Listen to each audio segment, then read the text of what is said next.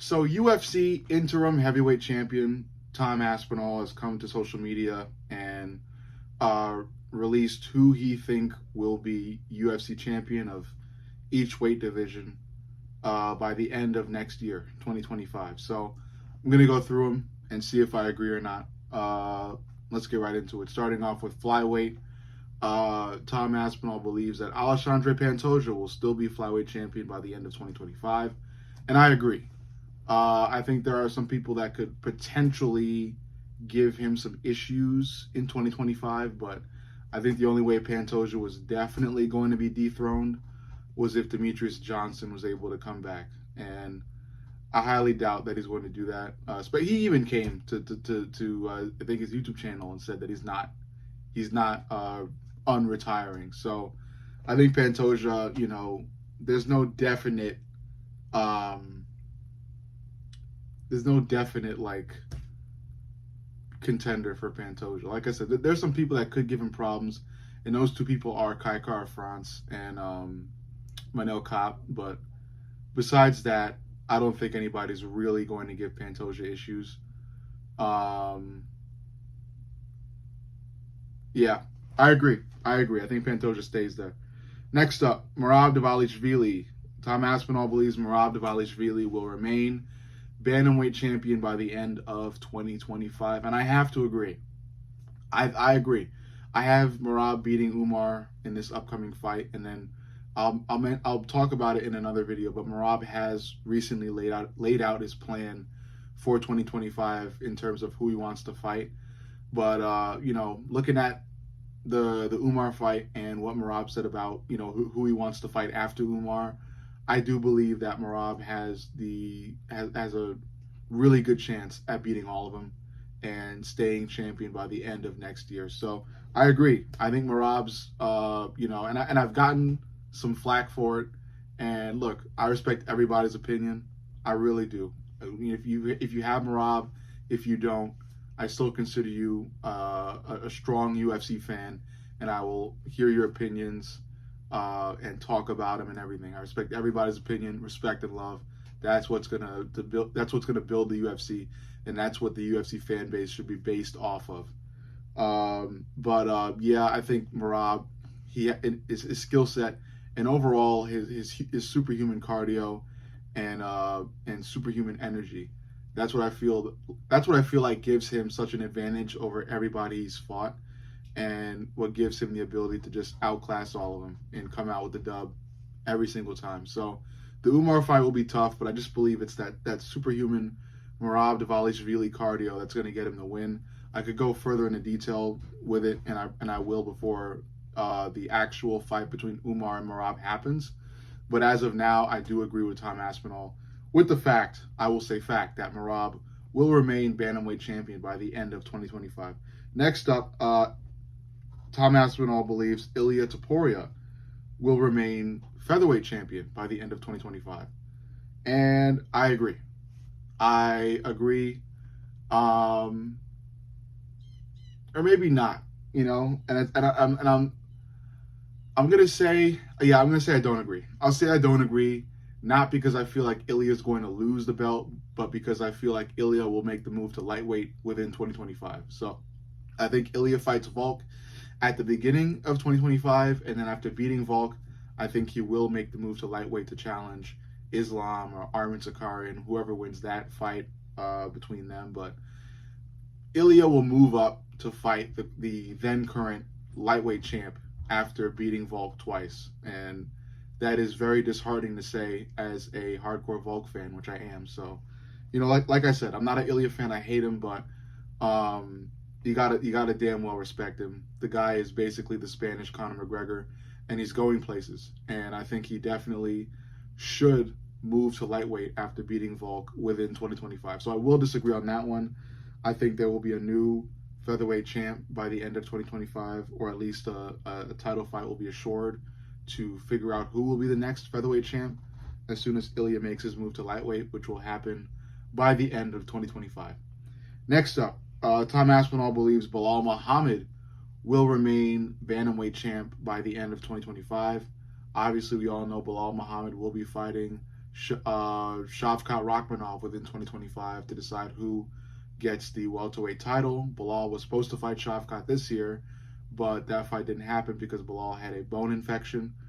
Bilal Muhammad is an extremely skillful fighter, and I think he really evolved in a huge way after joining Camp Khabib and training with Khabib and Islam. And, that gave him the ability to show levels against Leon Edwards and basically dominate Leon throughout the whole fight and cause Leon to just fucking go off the grid out of embarrassment. That being said, Bilal is fighting Shavkat, and Shavkat Rakhmonov is a killer. He's a killer. He recently, just had a 100% finish rate. No fighter was able to last an entire fight with him until his recent fight against Ian Gary. He did end up beating Ian Gary. I think it was a close fight, though. I'm still not fully confident in Shavkat's striking, and for that reason alone, I'm going to agree with Tom Aspinall on that one, and I'll also say that Bilal likely remains welterweight champ by the end of 2025. I know Shavkat is a killer. I'm well aware of his killer grappling, his killer submission game. He doesn't even need to have chokes fully in to submit people. But just the way how that fight ended out, like Ian Gary almost was able to choke out Shavkat at one point, but Shavkat survived. And I just feel like Bilal's improvements with striking is going to help him to be able to outclass Shavkat on the feet. And then on the ground, it's going to be competitive, I'm not going to say Bilal absolutely dominates Shavkat on the ground, but that Dagestani fighting style, man, and the way that he's learning constantly under Islam and Khabib, it's going to give him some killer tools to use in his arsenal. So I'm going to say Bilal comes out with the win against Shavkat in their fight next year, and Bilal remains champ by the end of 2025. So next up, Tom Aspinall believes Khamzat Chimaev will be middleweight champ by the end of 2025, and I agree. If Khamzat is able to get the Dricus fight, which he absolutely will, because I believe that Dricus is going to beat Sean Strickland in this needless rematch that will be happening at UFC 312. And after that stupid rematch, Dricus will finally be able to fight Khamzat. And props to Dricus. Dricus has been taken as like a champ and saying that he welcomes a fight with Khamzat and he wanted it up next over the Sean Strickland fight. So if Dricus ends up fighting Khamzat, I think Dricus is skillful. He's got the heart of a champ. And I think I chose him to beat Khamzat. And I was going to say that I agree with Tom on this one, but I'm going to go with Dricus.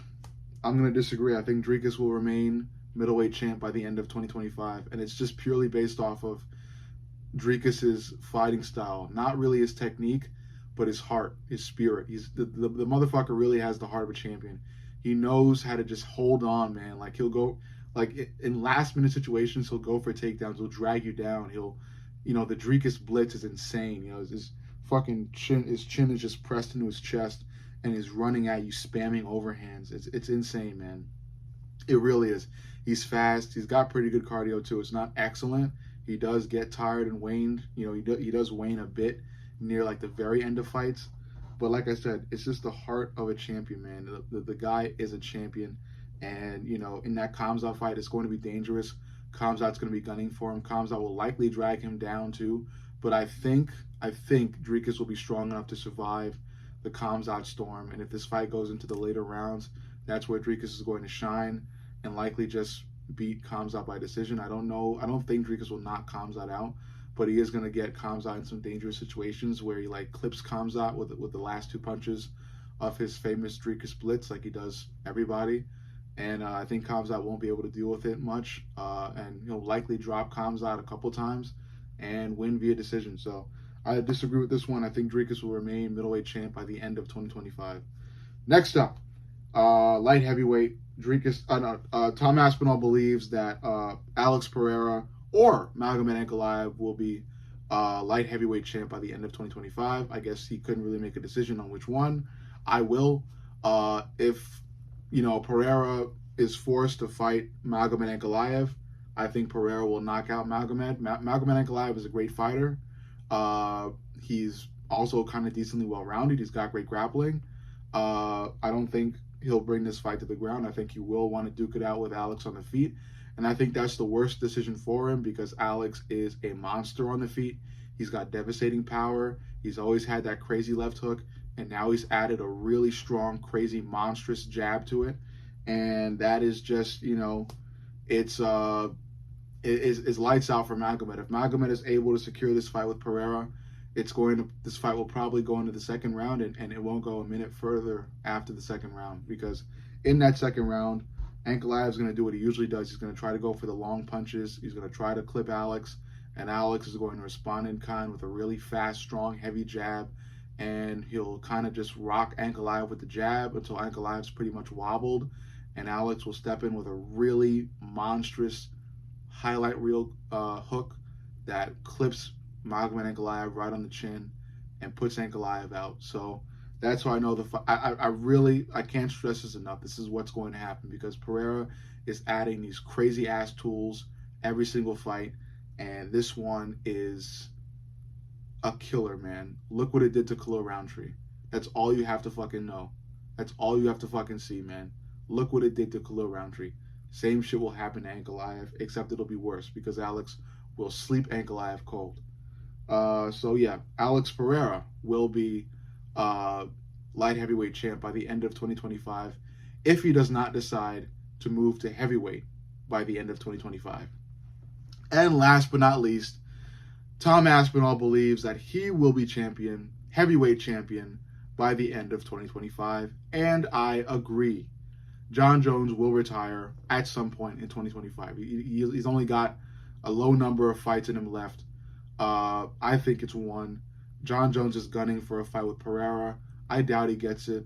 I think the only offer he's going to get is a fight with Tom, and I do not think he'll take it.